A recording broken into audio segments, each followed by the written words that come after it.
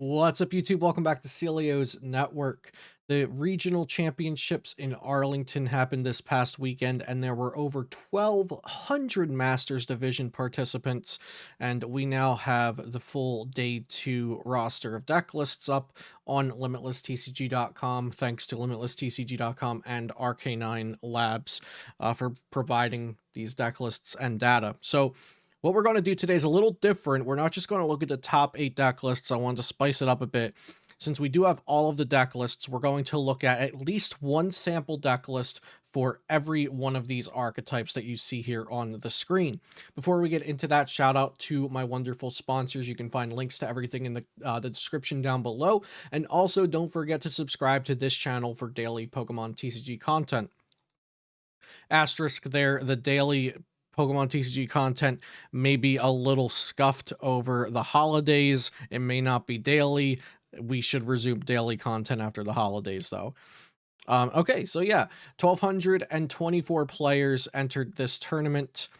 As we can see here on the results, Connor Finton won with Lugia Archeops, and Alex Kreckler won with a Vikavolt Aerodactyl V-Star deck. We're going to go over to here and start from the bottom. So we'll start with Hisuian Goodra. One person made day two with Hisuian Goodra V-Star, and it was the Lost Zone variant piloted by Maxwell Johnson. Why don't we crack open this deck list and take a look here? So the Lost Zone Hisuian Goodra V-Star, we haven't seen much success from that in real life events, so it's nice to see this make day two and give us yet another type of variant of this archetype to look at in the standard format. We have such a diverse field of decks in this format, and although Lugia V-Star is piling up at the top, you got to take a look and see that the best players are choosing to pilot Lugia as well. Some great players like Alex Kreckler chose to pilot a Vikavolt deck and got second. We saw Rahul Reddy with Regigigas, Michael Prammerwant with a Lost Zone box deck. So I won't talk too much about the format and the diversity, but if you think that this is a dead format because Lugia is a good card, I highly disagree with you, and that's where I'll end that topic. So this Hisuian Goodra V-Star list is playing a 2-3 line of Hisuian Goodra V-Star because you don't want to start with Hisuian Goodra V. So it's better to play 2 of the basic and 3 of the evolution. That way you can also play less Ultra Balls in your deck because you'll see the evolution more often. Because you want to start with Comfey or a Radiant Greninja or a Cramorant. You don't want to start with Goodra or Drapion, so keep those cards down to a minimum. And then the game plan from there is to use Rolling Iron for 200 damage, reducing 80 damage incoming next turn. The Moisture Star can fully heal a Hisuian Goodra V-Star, and Drapion V helps against Mew VMAX decks because it can attack for free versus them. Next we have Galarian Weezing. There was one Galarian Weezing deck. Yeah, am I clicking the right thing? Yeah, so there was one Galarian Weezing deck in day 2 of Arlington. Got 120th place, piloted by Cameron Devers. This is just going to be a 4/4 quad Weezing deck. This was also played in a similar fashion at Toronto, I believe. I don't think this deck is very good. It's a very gimmicky, cheesy deck. I love Galarian Weezing. I wouldn't play this personally. It is a deck that exists in the format right now, and it can get wins. Obviously, it made day 2, which is kind of the what's the word I'm looking for? The baseline, if a deck can kind of function or not. Can it make day 2? Well, this Quad Weezing deck made day 2, but I don't think it's very good. Although I like Weezing, I like control aspects, I like rogue decks. This is just very, very fragile, and if the neutralizing gas ability doesn't shut down your opponent fully, they're going to just run through a few of your Weezings and then you'll lose.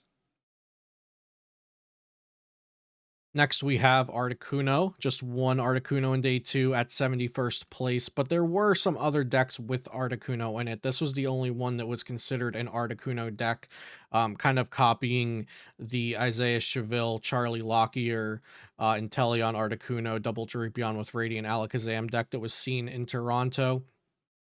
This is a deck because of the Wild Freeze that does 70 and it paralyzes the opponent's active, which is a very strong effect. and it also does 50 to itself, but every 2 wild freezes, you can attach the emergency jelly and it will heal itself fully, and you can just keep paralyzing whatever your opponent has in the active and moving damage off of it with Radiant Alakazam to start setting up knockouts on other Pokemon as well. Next, we have a Blissey piloted by Natalie Miller. Note, not Natalie Millar.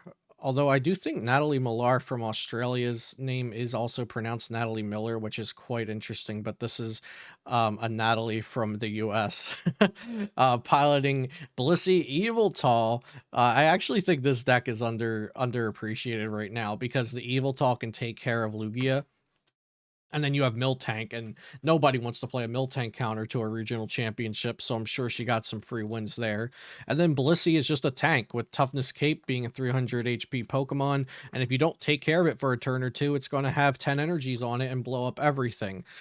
So this deck isn't bad. It's definitely not played too much right now, but I like the 3 Evil Talls. I'm not sure if I love the Radiant Jirachi over Radiant Greninja, just because Radiant Greninja is such a good card, but we'll see here that the pilot chose to play Radiant Jirachi over Radiant Greninja.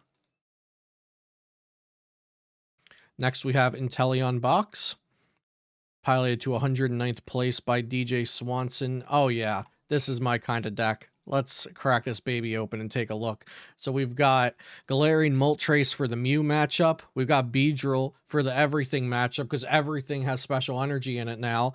We've got Radiant Charizard because it's a broken card. And then we've got the Inteleon engine. I love this deck. Maybe could have went a little farther if it played like a Lightning Energy and a Zeraora or a Raikou V. Just a little bit more uh a little bit more of shoring up the Lugia V-Star matchup, perhaps, or maybe playing something like the Drapion V to take care of Mew instead of the Galarian Moltres, which can be a little inconsistent to set up, because I do think this deck is good. So the games it loses is probably inconsistencies or player error, but I really, really like this deck, and I'm glad to see that somebody made it into day 2 with it. Next, we have Giratina. I don't think Giratina is a dead deck. Armand Crockett got top 64 with it. Let's look at the list. 3-3 Giratina V-Star. No lightning attackers, like the one that I featured in the metagame snapshot the other day. They are playing Ice Q to take care of Reggies, so that can definitely get you some free wins there. Also, Drapion V to have a better time versus Mew, I think is a smart choice. And other than that, they're also playing 3 Temple of Sinnoh, which Roxanne plus Temple of Sinnoh can sometimes get you there versus Lugia V-Star. Next up, we've got Mewtwo Control piloted to 62nd place. So we're getting into the top 64 placements here by Kyle Van Orstel. Let's take a look here. Now, I don't know Piper Lapine's list by heart, so this could just be an exact copy of Piper's list from 2 weeks ago in Toronto. But even if it's not an exact copy, very, very similar deck. Mewtwo V Union Control to tank damage, heal itself every turn for 200. You can also just take prizes with Psy-Splosion and Final Burn, and Yveltal Cry of Destruction to remove your opponent's resources from the board. So a very oppressive deck if the pilot knows what they're doing and it goes into the right metagame. Next, we have Palkia, piloted by Noah Yoshida. I believe this was on stream. Yes, this was on stream. It's the double Empoleon V deck list. We saw the Empoleon Vs doing some work against the Lost Zone deck on stream. And at the heart of it, it is an Inteleon-based Palkia V-Star deck, but it also has the Paralysis options with Articuno and the Empoleon V. It doesn't really have anything that can deal with lightning attackers well. Palkia V-Star and Empoleon V are weak to lightning. Oh yeah, so it doesn't have a Regigigas counter outside of Emperor's Eyes, but most Regigigas decks are playing multiple Path to the Peaks to get around things like Emperor's Eyes and more importantly Duraludon VMAX as well. So this deck would struggle against Regigigas. I believe the pilot, I want to say that the pilot tweeted that they did hit multiple Regigigases and that was like the deck's main weakness. But the paralysis from the Articuno combined with emergency jelly, really good if your opponent's not playing any cards to switch or heal special conditions. Palkia V-Star is just generally strong, and Polion V good against the Comfy decks that aren't playing Path to the Peak anymore. Next, we have Kyurem, two Kyurems, 115th place and 50th place. We'll look at Jonathan Soto's 50th place list here. Kyurem VMAX, a lot of people will just say it's a bad deck and write it off. And it's not a bad deck. It's a functioning deck. It has very powerful attributes to it. Is it as good as Lugia V-Star? Heck no. But it's still a fine deck in my opinion. You got Drapion V for the Mew matchup. You got Empoleon V to help a little bit against the comfy stuff and maybe Regigigas a little. But Kyurem VMAX is just a beast. 330 HP. It does 120 plus 50 more for every water energy you discard from it. It can accelerate water energy to itself. Palkia V-Star can accelerate water energy to it. And Melanie can accelerate water energy to it. So I think this is still a fine functioning deck. It's not the best, but it's certainly not the worst either.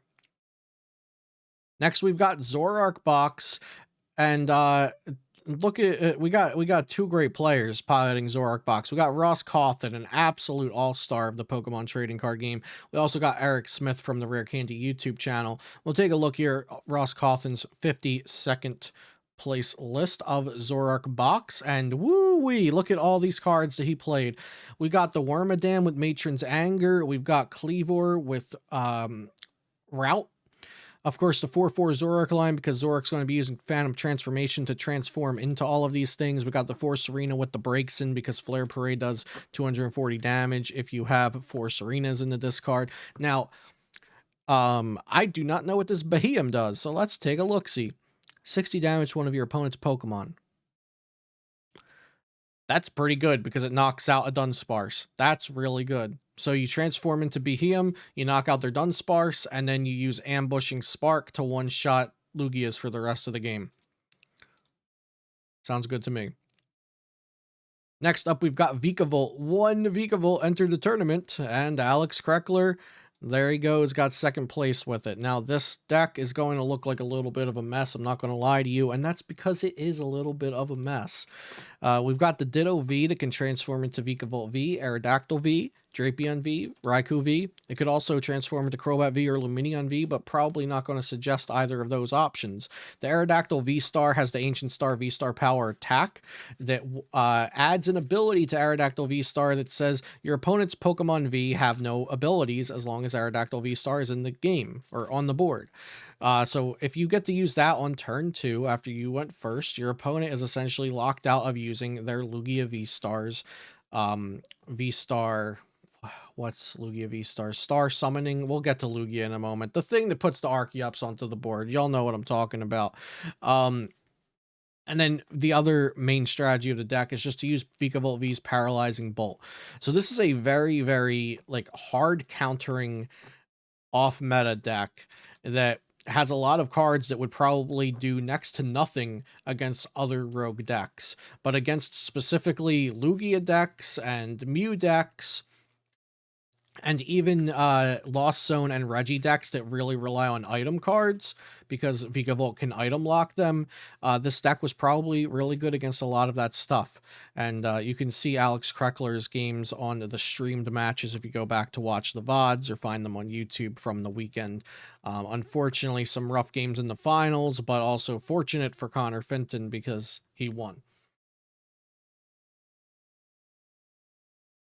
Eternatus, 5 people played Eternatus, and we got good old Frankie P in 33rd, Rip the 33rd with an Eternatus deck. So let's see what Steak Frank brought out here for us this weekend.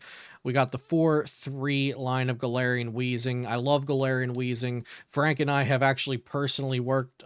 I've personally worked with Frank on Galarian Weezing decks in the past just because we want that card to be good so bad.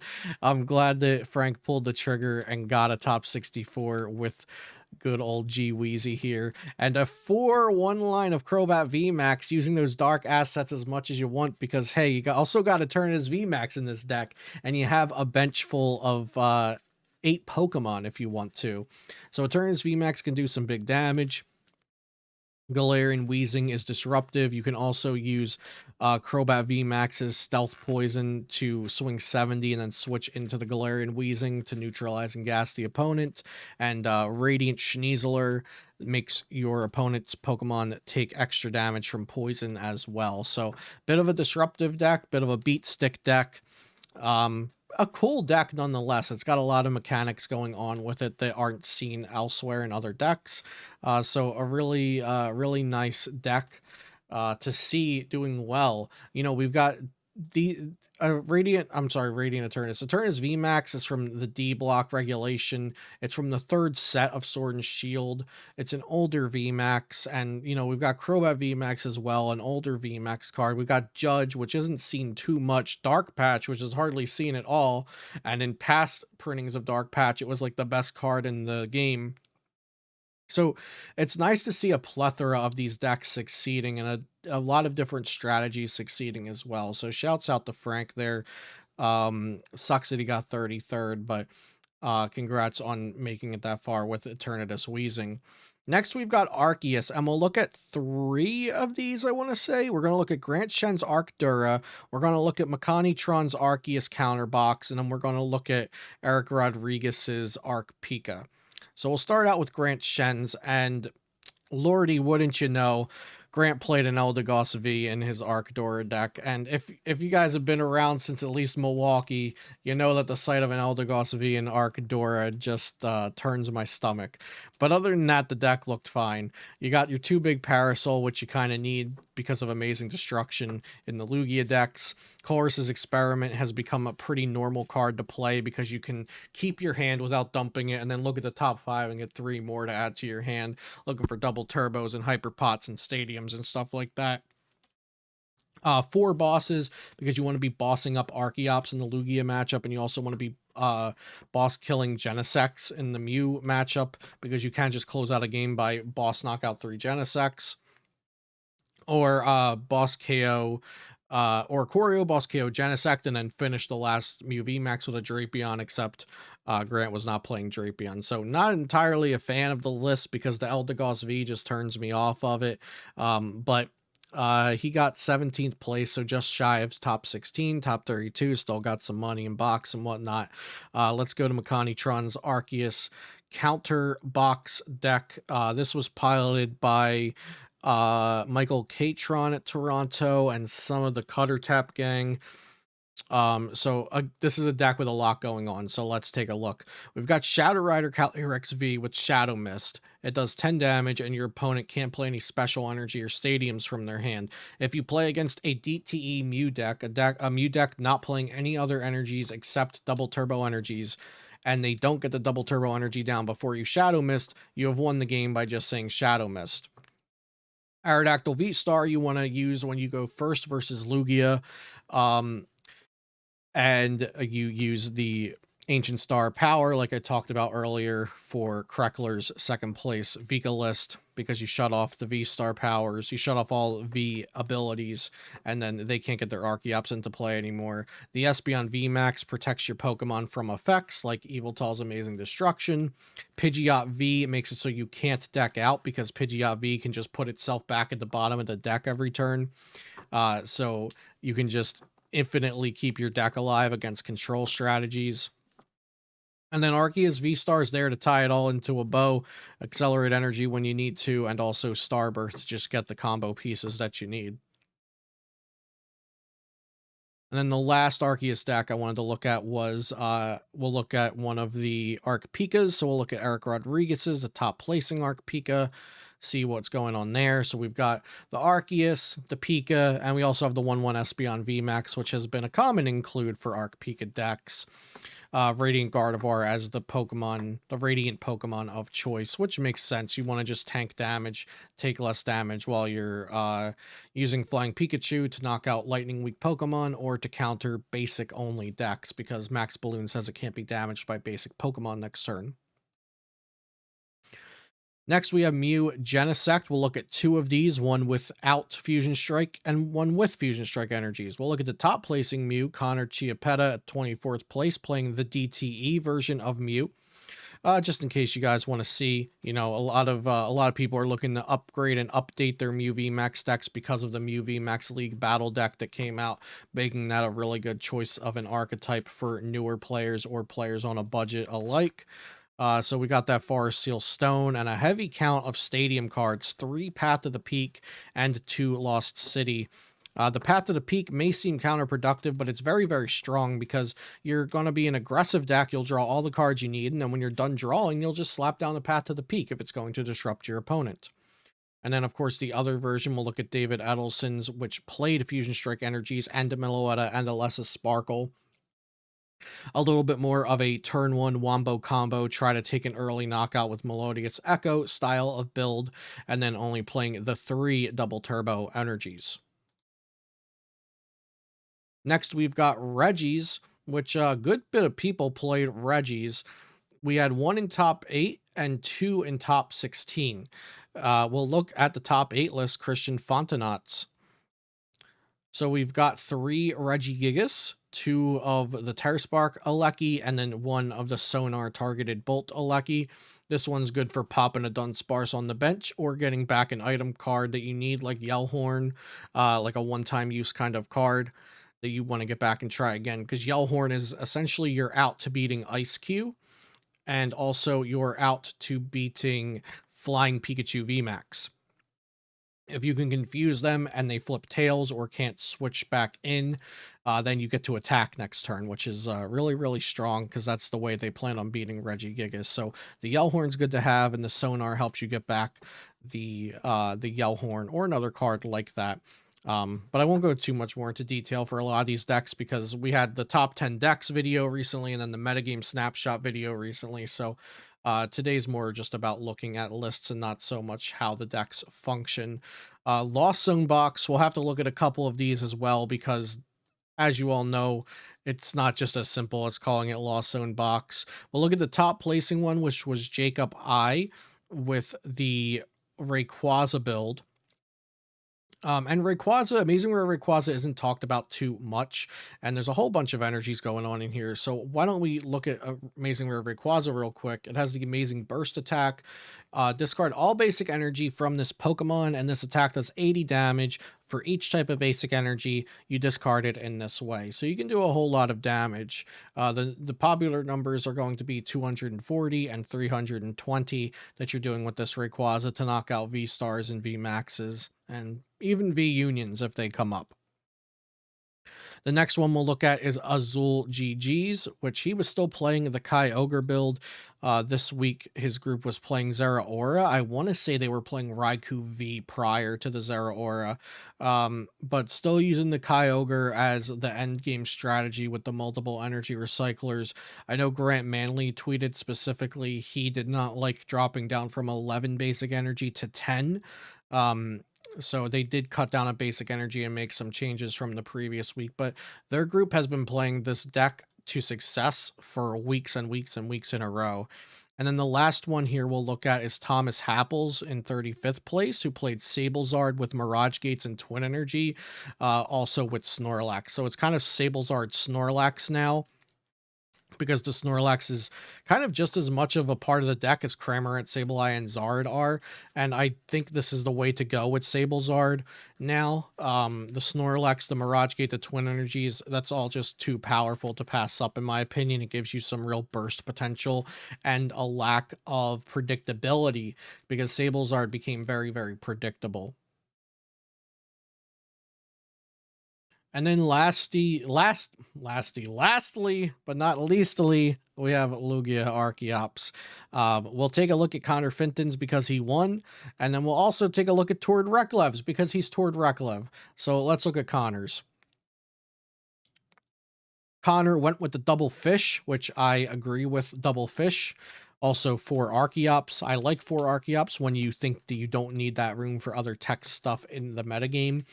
Connor only played 1 out to Paralysis, which is the Bird Keeper. I personally probably would have been playing 2 outs this weekend, being a little bit more weary of the Paralysis stuff, but it showed that Connor didn't need to. He only had the 1 Bird Keeper, and that was enough to take down that kind of stuff. Notably, though, You guys might notice something's missing here. Connor played 0 Dunsparce and 0 Manaphy. So I'm going to assume he got pretty lucky and didn't face a whole lot of Regigigas or Lugias with lightning attackers in them, as he had some lightning attacker himself. He had Amazing Rare Raikou with Amazing Shot, does 120, 120. And I believe you'll get to see the Amazing Rare Raikou do some work if you watch the stream games. And then let's also check out toward Reklev. So we're going to see that obviously just one answer to paralysis was enough, because toward Reklev also played just the one bird keeper. Although he also played Snorlax, which prevents effects of attacks from your opponent's Pokemon done to Snorlax, so it technically can't get paralyzed, but it also puts itself to sleep and is pretty hard to wake up because it has to flip twice to wake up. So not too different from Honors, except Tord cut the Dunsparce, but not the Manaphy. So I was very surprised to see Dunsparce being cut before Manaphy, because I felt like Regigigas was a pretty popular call for the weekend, although Dunsparce without Manaphy, it's tough, because like without Dunsparce, your opponent can one-shot the Lugia V-Star, but without Manaphy, your opponent can just pop the Dunsparce and then start one-shotting the Lugia V-Star. So it's definitely a bit of a weird matchup with only one of the two, Dunsparce Manaphy. But interesting to see that Tord and Connor both just played the one bird keeper, so that seems like it was successful for them. And of course it was successful for Connor, and it was pretty good for Tord as well, but it seems like that was overall a pretty good call for the weekend, is what I meant to say. And then the no Dunsparce, no Manaphy in Connors was surprising, and then choosing to play Manaphy but no Dunsparce is reasonable, but definitely something of interest to point out. So that was the regional championships in Arlington, Texas this past weekend, with over 1,200 players. And here's the final standings. If you want to take a look through more lists and whatnot in the metagame, you can check all that out on limitlesstcg.com. Thank you all for watching. Have a great day. And I'll see you next time here on Celio's Network.